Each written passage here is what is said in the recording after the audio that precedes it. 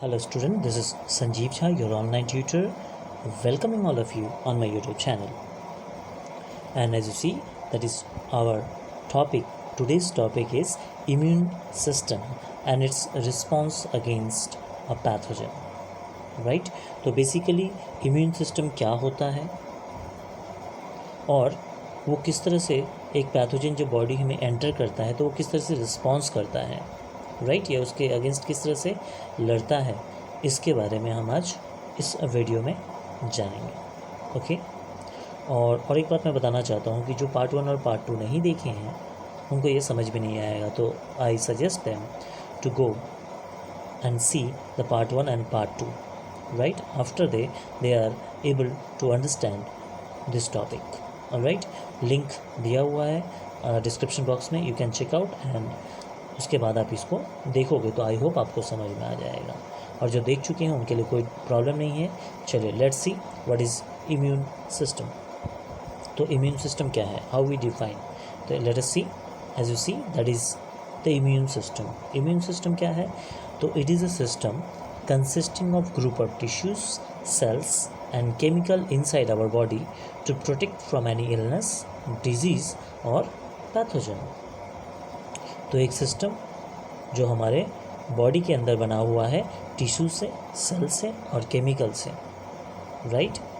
और वो हमारे बॉडी को प्रोटेक्ट करता है जब कोई इलनेस होता है, कोई बीमारी होती है, कोई डिजीज़ होता है या फिर कोई यानी पैथोजन आता है, तो उससे हम किस तरह से लड़ेंगे, कैसे बचते हैं, जो सिस्टम है वो हमें बचाता है, राइट. समझ में आया. तो कोई डिज़ीज़, कोई इलनेस और कोई पैथोजन से जब जो सिस्टम हमें प्रोटेक्ट करता है और जो बना हुआ है ग्रुप ऑफ टिश्यूज, सेल और केमिकल से, तो उस सिस्टम को हम क्या कहते हैं, इम्यून सिस्टम. ठीक है. या in other word we can say that it is the system that provide immunity response to in an organism to how fight against a disease causing pathogen.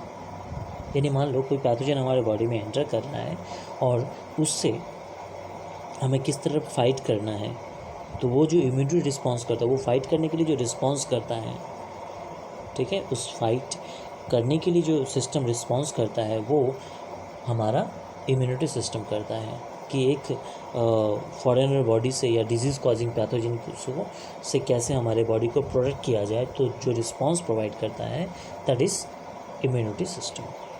Clear.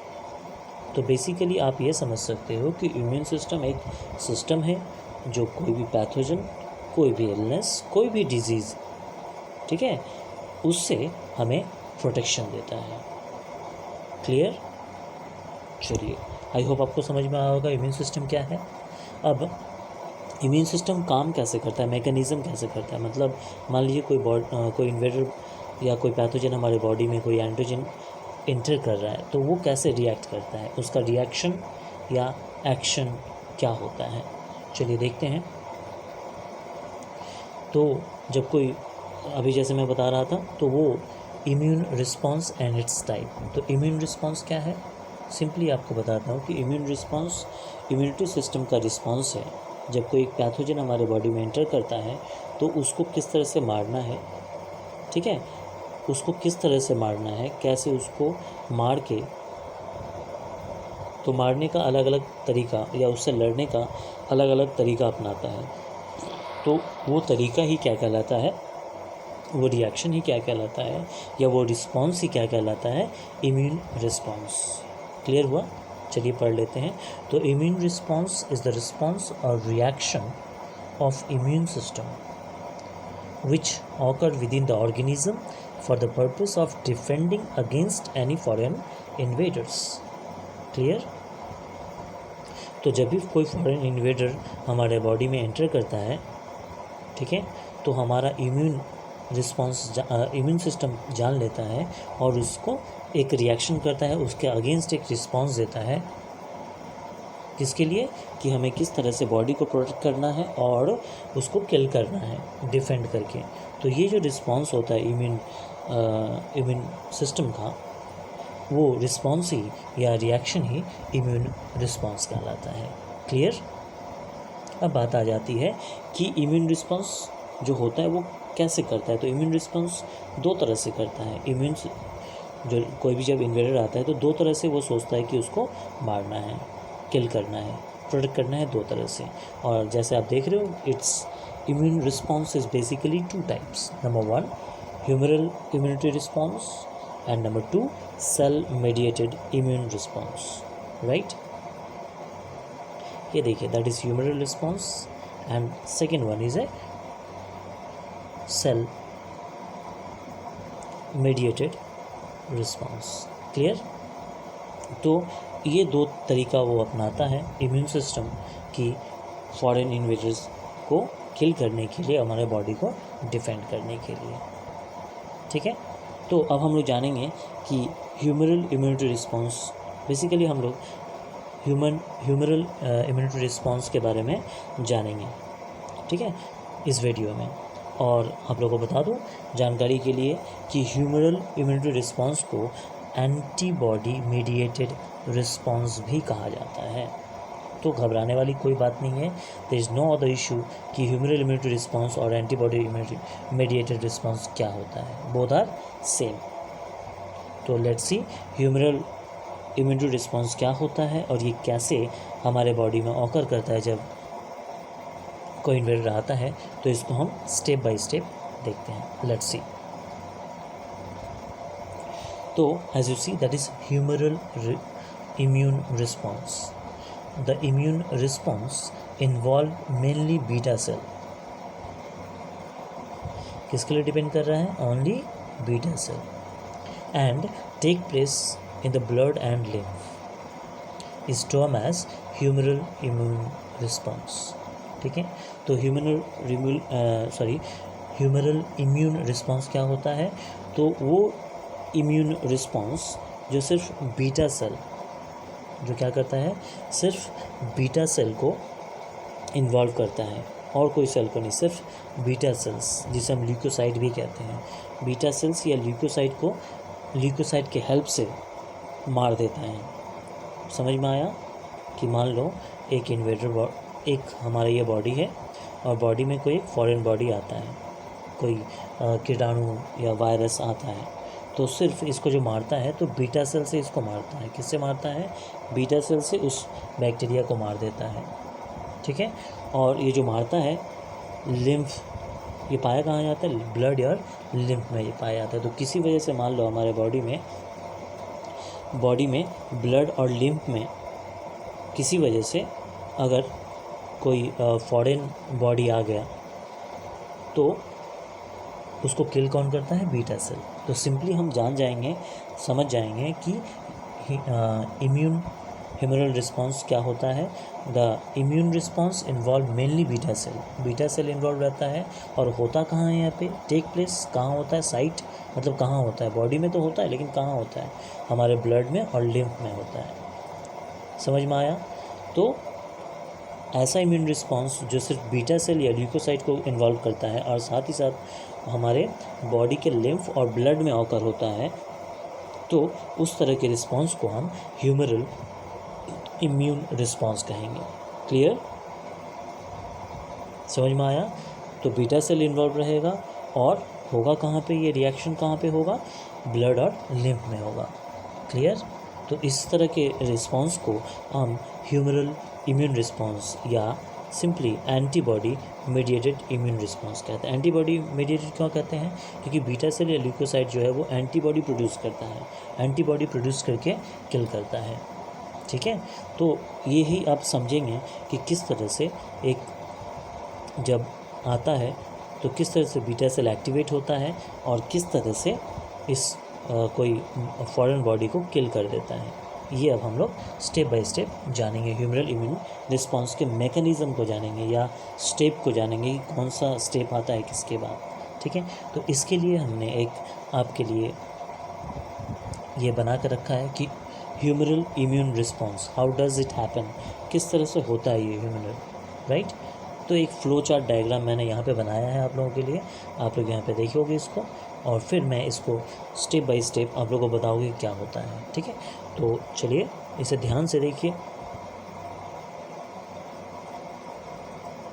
कोई गड़बड़ नहीं होना चाहिए। ये आप समझ जाइएगा तो पूरा मैकेनिज़्म आप समझ जाइएगा, और ये बहुत इंपॉर्टेंट होने वाला है, राइट। तो जैसे आप देख रहे हो कि एक पैथोजन और एंटीजन का ये है। पहले मान लीजिए कोई पैथोजन और एंटीजन, राइट, जो हमारे बॉडी में एंटर करता है किसी वजह से। तो मैक्रोफेजेस, ठीक है, इसे ल्यूकोसाइट भी कहते हैं। मैक्रोफेजेस या ल्यूकोसाइट सेल जो है वो वाइट ब्लड सेल्स, मैक्रोफेजेस क्या है, वाइट ब्लड सेल्स, ठीक है, लार्ज वाइट ब्लड सेल्स जो क्या करते हैं, इस फॉरेनर बॉडी को, इस पैथोजन को एंगल्फ कर लेते हैं। क्या कर लेते हैं, इसके बॉडी, ये दिख रहा है आपको, ये एंगल्फ कर लेते हैं, मतलब अपने अंदर ले लेते हैं और उसे छोटे छोटे टुकड़ों में, ये दिख रहा है आपको, छोटे छोटे टुकड़ों में बांट देता है। समझ में आया। तो फर्स्ट चीज़ क्या होता है, मैक्रोफेजेस होता है। इसमें क्या होता है, मैक्रोफेज एक तरह का वाइट ब्लड सेल्स है, white blood sales, large white blood sales, ठीक है, जिसका काम ही होता है कि कहाँ हमारे लिम्फ में, कहाँ हमारे ब्लड में, कहाँ इस तरह के पैथोजन हैं, उसको पता कर लेता है, और पता करने के बाद उस पर अटैक करता है, उसको एंगल्फ कर लेता है, मतलब निगल जाता है, और निगल के उसे छोटे छोटे पेप्टाइड के टुकड़ों में बांट देता है, ठीक है। तो पहला स्टेप ये होता है एंगल्फ करना, जिसे हम मैक्रोफेज कहते हैं, राइट। उसके बाद आपको दूसरा एरो दिख रहा है, दैट इज़ द एरो। तो ये उसके बाद क्या कर देता है, ये एंटीजन प्रेजेंटिंग सेल, APC, इसे सिंपली क्या कहते हैं, शॉर्ट में कहते हैं APC। तो दूसरा काम क्या होता है कि ये जो आप देख रहे हो डॉट, स्मॉल स्मॉल डॉट दिख रहा है आपको, ठीक है, इस छोटे छोटे डॉट को वो क्या करता है, रिप्रेजेंट करता है। ये रेड कलर का दिख रहा है आपको इस तरह का, तो ये उसको अपने सरफेस पे रिप्रेजेंट करता है। समझ में आया क्या बोला मैंने, कि एंटीजन प्रेजेंटिंग सेल्स, उसके बाद ये मैक्रोफेजेस क्या हो जाते हैं, एंटीजन प्रेजेंटिंग सेल्स हो जाते हैं, में कन्वर्ट हो जाते हैं, और वो अपने सरफेसेस पे, ये जो छोटे छोटे टुकड़े हैं, इसको अपने सरफेस पे रिप्रेजेंट करते हैं, ठीक है। क्यों ऐसा करते हैं, क्योंकि ये जो एंटीजन है, इसको हर एंटीजन अलग अलग एंटीजन को पहचानता है, एंटीबॉडी को। तो डायरेक्ट ये बीटा सेल या हेल्पर सेल उसको हेल्प नहीं कर पाता है, तो ये इसको पहले कन्वर्ट कर देता है। समझ में आया। कन्वर्ट, जैसे ये कन्वर्ट हो जाता है पेप्टाइड फॉर्म में, तो टी हेल्पर सेल क्या करता है, ये दिख रहा है आपको, ये जो टी हेल्पर सेल है, ये अट्रैक्ट करता है, दिस अट्रैक्ट द, ये एंटीजन अट्रैक्ट करता है। तो ये जैसे ही अट्रैक्ट होता है तो ये दो चीज़ आपको सिक्रेट करता है, क्या, एक साइटोकाइनिन और दूसरा एक साइटोटॉक्सिक सेल। समझ में आ रहा है, मैं फिर से बताता हूँ। तो पहला चीज़ होता है मैक्रोफेजेस, जैसे ही कोई हमारे बॉडी में एंटर करता है पैथोजन, तो जो मैक्रोफेजेस है वो घूमते रहते हैं और उसे सर्च करते हैं और उसे एंगल्फ करके प्रेजेंट करते हैं अपने बॉडी सरफेस पे, राइट। और जैसे ये बॉडी सरफेस पे ये प्रेजेंट करते हैं, तो जो टी हेल्पर सेल है, इनको पता लग जाता है और ये इसकी तरफ आकर्षित होते हैं, और आकर्षित होते ही तो क्या हो जाते हैं, ये इसके साथ कनेक्ट कर जाते हैं, टी हेल्पर सेल इसके साथ कनेक्ट हो जाते हैं, और जैसे ही कनेक्ट होते हैं तो जुड़ जाते हैं, मिल जाते हैं आपस में, ठीक है। तो अब क्या हुआ, ये दोनों जैसे ही मिल जाते हैं तो साइटोकाइनिन नाम का लिक्विड सिक्रेटर होता है, जिससे बीटा सेल डेवलप हो जाता है, और बीटा सेल डेवलप्ड होके प्लाज्मा सेल में डेवलप्ड हो जाता है, ठीक है। और प्लाज्मा सेल जो है तब जाके एंटीबॉडी प्रोड्यूस करता है, क्लियर। और एंटीबॉडी प्रोड्यूस करता है तो आप लोग जानते ही होंगे कि हम लोग पढ़ चुके हैं पहले, एंटीजन, ये अब एंटीबॉडी क्या करेगा, इस एंटीबॉडी के साथ, या ये एंटीबॉडी इस एंटीजन के साथ रिएक्शन करेगा, और रिएक्शन करके जो बैक्टीरिया था उसको किल कर देगा, क्लियर। समझ में आया process, that is the process, ठीक है। और जैसे मैं बता रहा था कि प्लाज्मा सेल से ये एंटीबॉडी निकलते हैं, और कुछ यहाँ पे मेमोरी सेल के रूप में भी आपको नीचे दिख रहा होगा, जो यहाँ पे नहीं है, ठीक है, यहाँ पे इसकी वजह से नहीं दिख रहा है, सॉरी फॉर दैट। ये मेमोरी सेल होते हैं, ये मेमोरी सेल होते हैं कि बहुत सारे प्लाज्मा सेल क्या होते हैं, बहुत सारे प्लाज्मा सेल जो हैं मर जाते हैं। जैसे ये बैक्टीरिया को किल कर दिया, ठीक है, तो ये प्लाज्मा सेल भी डिस्ट्रॉय हो जाते हैं, बट कुछ जो हैं वो बच जाते हैं और वो मेमोरी सेल की तरह काम करते हैं, ठीक है। क्या होता है इनका उपयोग कि मान लीजिए फिर यही पैथोजन कुछ दिनों बाद अगर इन्वेड करता है तो वो तुरंत फिर से रिएक्ट हो जाता है, एक्टिवेटेड हो जाता है, तब इतना प्रोसेस नहीं होता, ये एक्टिवेटेड हो जाता है और तुरंत एंटीबॉडी प्रोड्यूस करके फिर तुरंत फास्ट होता है रिएक्शन, AGAB रिएक्शन बहुत फास्ट होता है और बैक्टीरिया या जो पैथोजन है वो किल कर देता है। तो ये पूरा प्रोसेस है एक एंटीबॉडी इम्यूनो रिस्पॉन्स या ह्यूमरल रिस्पॉन्स का। आई होप आप लोगों को ये चीज़ समझ में आया होगा कि कैसे होता है ये चीज़, ठीक है। तो इसको मैं स्टेप बाय स्टेप लिखा रहा हूँ, आप लिख लीजिएगा और देख लीजिएगा, ठीक है। ये चीज़ ये बहुत ही इम्पॉर्टेंट है,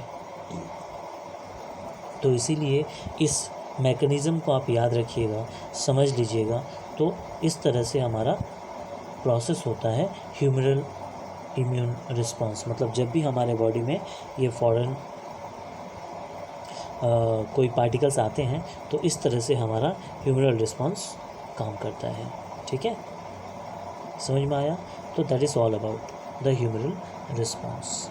आई होप आप लोगों को समझ में आ रहा होगा। और भी अगर कोई डाउट है तो आप हमें इनबॉक्स करिएगा, I will definitely help you. चलिए, अब जो मैंने बताया है उसे स्टेप वाइज मैं लिखा रहा हूँ, उसे आप नोट करिएगा। Okay, let's see. तो पहला ही चीज़ देखिए, जैसे मैंने अभी बताया था कि macrophages are the large white blood cells that encounter its matching antigen. वो अपने मैचिंग एंटीजन से एनकाउंटर करते हैं, जाते हैं और उसे एंगल्फ कर लेते हैं, पूरा निगल लेते हैं, ठीक है, by the process called phagocytosis. तो जो प्रोसेस है वो निगलते हैं, उस प्रोसेस को कहते हैं फैगोसाइटोसिस। तो पहला चीज़ हो गया कि मैक्रोफेज जाते हैं बैक्टीरिया अलग, और जाने के बाद उसको क्या करते हैं, उसको एंगल्फ कर लेते हैं और एंगल्फ करके डिस्प्ले करते हैं। दूसरा स्टेप में क्या है, display fragment of engulf antigen on its surface. अपने सरफेस पे वो रिप्रेजेंट करता है as antigen presenting cell. Antigen presenting cell बन के मैक्रोफेजेस क्या बन जाते हैं, अब एंटीजन प्रेजेंटिंग सेल बन जाते हैं। क्यों? क्योंकि वो अपने सरफेस पे एंटीजन को प्रेजेंट कर रहा है। देखो बच्चों, मैं एक बात बताता हूँ कि डायरेक्ट कोई भी एंटीबॉडी डायरेक्ट कोई फॉरेन बॉडी से कनेक्ट नहीं हो सकता है, क्योंकि उसे पहचान नहीं पाता है। तो उसीलिए मैक्रोफेजेस क्या कर देता है, उसको कन्वर्ट कर देता है उस रूप में, ताकि जो एंटीजन प्रोड्यूस्ड होता है वो उसको पहचान पाए, ठीक है। बीटा सेल हो या टी सेल हो, पढ़ेंगे आगे, तो पहचानने के लिए उसको एंगल्फ कर लेता है और उसका पेप्टाइड फॉर्म में बदल के अपने सरफेस पे दे देता है। जब सरफेस पे दे देता है तब उसको पहचान बन जाता है। क्लियर आ गया? तो एंटीजन प्रेजेंटिंग सेल से क्या होता है, एंटीजन के रूप में उसे प्रेजेंट किया जाता है कोई फॉरेनर बॉडी को, और जैसे ही प्रेजेंट किया जाता है दूसरे स्टेप में क्या होता है, this attract a helper T cell. T cell को हेल्पर एक टी सेल होता है जिसे वो अट्रैक्ट करता है, मतलब इसे हेल्पर टी सेल को पता चल जाता है कि हमारे बॉडी में कोई एक फॉरेनर इन्वेड आ गया है और उसे APC ने या फिर एंटीजन प्रेजेंटिंग सेल ने अपने सरफेस पे प्रेजेंट कर दिया है। तो अब इसका काम क्या है, ये वहाँ पे चला जाता है एंटीजन प्रेजेंटिंग सेल के पास, और जाते ही विच बाइंड विथ APC, और वो APC एंटीजन प्रेजेंटिंग सेल के साथ बाइंड कर जाता है। कहाँ पे? एट द एंटीजन साइट, जहाँ पे वो एंटीजन साइट था, दिखा था मैं डॉट डॉट डॉट, और उनके साथ वो मिल जाते हैं, और मिलने के साथ ही साथ रिलीज़ करते हैं साइटोकाइनिन, और साइटोकाइनिन रिलीज़ करते हैं। तो ये 3 स्टेप समझ में आएगा। मैक्रोफेजेस हो गया, मैक्रोफेज इंगल्फ कर लिया, ठीक है, फिर उसको डिस्प्ले कर रहा है, फिर डिस्प्ले होने की वजह से क्या होता है, टी हेल्पर सेल उसके तरफ जाता है और उसके साथ अट्रैक्ट करता है और साइटोकाइनिन रिलीज़ करता है। देखिए उसके बाद क्या होता है, आपको याद ही होगा, cytokinin give signal to beta cell. Beta cell को साइटोकाइनिन जैसे ही सीक्रेट होता है, निकलता है मिलने से, किसके किसके मिलने से, एपीसी और टी हेल्पर सेल के मिलने से जो साइटोकाइन सीक्रेट होता है। तो इसके बाद बीटा सेल को पता चल जाता है, ल्यूकोसाइट को पता चल जाता है कि ये रिएक्शन हो रहा है, तो वो क्या कर देता है, प्लाज्मा सेल में डेवलप हो जाता है। बीटा सेल किस में डेवलप हो जाता है, प्लाज्मा सेल में डेवलप हो जाता है। और प्लाज्मा सेल फिर क्या करता है, plasma cells are activated beta cells, फिर प्लाज्मा सेल बीटा सेल को एक्टिवेट कर देता है कि now we are ready to produce antibodies, और तब जाके एंटीबॉडीज़ प्रोड्यूस होता है। ठीक है, तो plasma cells are like antibody producing factory. Plasma cell से बहुत सारे एंटीबॉडी निकलते हैं।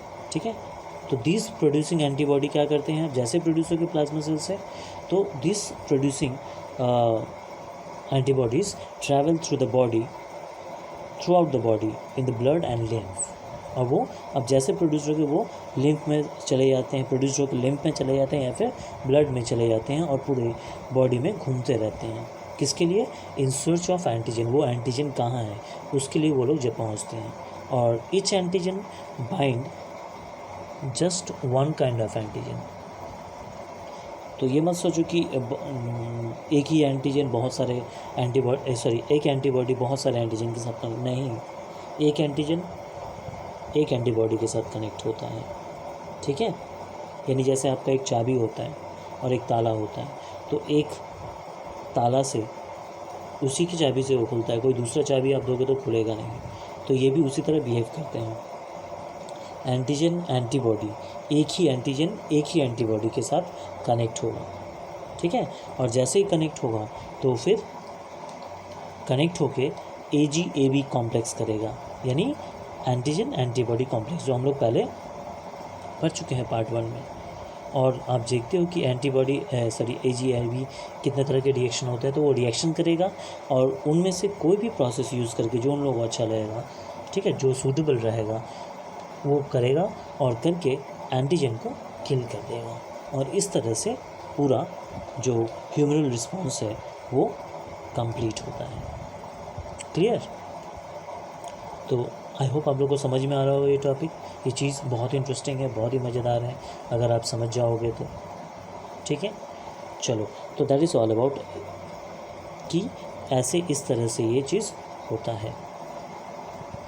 राइट नाउ अब मैं एक थोड़ा सा चीज़ आपको यहाँ पे बताना चाहता हूँ कि किस तरह से एंटीबॉडी एंटीजन रिएक्ट करता है। ठीक है, हर एंटीबॉडी एंटीजन से रिएक्ट नहीं करता है। ठीक है, तो इस चीज़ को मैं एक आपको दिखाना चाहता हूँ कि just one kind of antigen react with one antibody. चलिए इसको देखते हैं। इसके बाद और एक टॉपिक जो बचा हुआ है वो मेमोरी सेल, उसके बारे में थोड़ा डिस्कस करेंगे।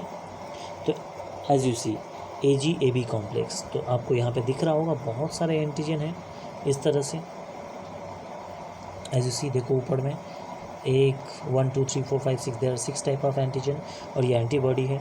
तो यहाँ पे देखिए आप गौर से इसको देखिए, इस चीज़ को आपको पता चलेगा कि इसका जो ये जो खाँच है वो किस तरह से है। तो इस खाँच में जो सेट होगा वही एंटीजन यहाँ पे कनेक्ट होगा। तो जैसे आप देख रहे हो, आपको एग्जांपल के लिए मैंने यहाँ पे रखा है कि इस जो ये जो गैप है, ये गैप किससे मैच कर रहा है, इस तरह के एंटीजन से मैच कर रहा है। तो ये एंटीजन जाके यहाँ पे आएगा और यहाँ पे आएगा। ठीक है, समझ में आया? अब इस तरह के लिए एक दूसरा एंटीजन रहेगा, इस एंटीजन के लिए दूसरा तरह का एंटीबॉडी रहेगा, ये इसके साथ कनेक्ट नहीं कर सकता है। समझ में आया? तो ये पांचों इससे कनेक्ट नहीं कर सकते, सिर्फ और सिर्फ यही वाला एंटीजन इस एंटीबॉडी के साथ कनेक्ट कर सकता है। तो दैट इज़, आपको ये समझना होगा कि एक ही तरह के एंटीजन से एक ही प्रकार के एंटीबॉडी कनेक्ट हो सकते हैं, क्योंकि इनका जो डिज़ाइन रहता है वो अलग अलग रहता है। क्लियर हो गया? चलिए, वेरी गुड। अब आगे बढ़ते हैं। जो एक चीज़ बच जाता है ह्यूमरल रिस्पॉन्स में, दैट इज़ मेमोरी सेल। तो as you see that is the memory cell. तो मेमोरी सेल किसको कहेंगे? तो most plasma cell live for just a few day. ज़्यादा जो प्लाज्मा सेल हम लोग पढ़े थे, जो beta cell, plasma cell, antibody होता है, तो प्लाज्मा सेल जो होता है वो प्लाज्मा सेल कुछ दिन के लिए ज़िंदा रहते हैं। ठीक है, लेकिन कुछ ऐसे हैं कि वो बहुत ज़्यादा दिन तक ज़िंदा रहते हैं। ठीक है। तो जैसे ही ये एंटीबॉडी प्रोड्यूस करते हैं और वो बैक्टीरिया को किल कर देता है तो वो ख़त्म हो जाते हैं प्लाज्मा सेल, लेकिन कुछ हैं जो ज़िंदा रह जाते हैं। तो these long living plasma cell, यही जो लॉन्ग लिविंग प्लाज्मा सेल हैं, ठीक है, these long living plasma cells are called as memory cell, जिसे हम मेमोरी सेल के नाम से जानते हैं। क्लियर? अब क्यों जानते हैं? क्योंकि इसीलिए जानते हैं क्योंकि they retain a memory of specific pathogen long time after infection is over. मतलब इन्फेक्शन हो गया, सब ठीक हो गया, एंटीबॉडी एंटीजन मार दिया, बॉडी ठीक हो गया, तो वो जो बच गए जो प्लाज्मा सेल, वो क्या करेंगे, उस पैथोजन को मेमोरी के रूप में रख देंगे कि जब ये आया था तो ऐसा ऐसा प्रोसेस हमने किया था, तो वो उसे याद रख देता है, इसीलिए इसे मेमोरी सेल कहते हैं। और इसका फंक्शन क्या होता है? They help to launch a rapid response against the pathogen, right.